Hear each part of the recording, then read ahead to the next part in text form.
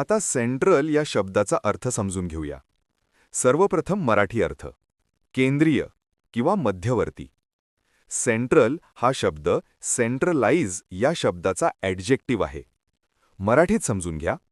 Central म्हणजे मध्यभागी असलेले किंवा सर्वात महत्त्वाचे. English meaning in the center or most important part. आता उदाहरणे पाहूया. पहिले वाक्य, this is the central office where all the important decisions of the company are made. हे केंद्रीय कार्यालय आहे जिथे कंपनीचे सर्व महत्त्वाचे निर्णय घेतले जातात. इथे सेंट्रल म्हणजे मुख्य कार्यालय. आता मित्रांनो, थोडा विचार करा. व्हिडिओ थांबवा आणि खालील प्रश्नाचं उत्तर कॉमेंटमध्ये लिहा. Central is a A. Verb, B. Noun, C. Adjective, D. Adverb. तुम्हाला इंग्रजी मोफत आणि सोप्या पद्धतीने सुधारायचे आहे का? नियम अकॅडमीचा बेसिक इंग्लिश व्होकॅब्युलरी आणि ग्रामर कोर्स पूर्णपणे मोफत जॉईन करा. आत्ताच हा नंबर नियम अकॅडमी इंग्लिश नावाने सेव्ह करा.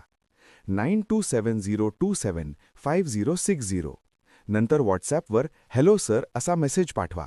दररोज व्हिडिओ प्लस MCQ सराव मिळवा. नंबर सेव्ह केल्यावरच लिंक उघडतील.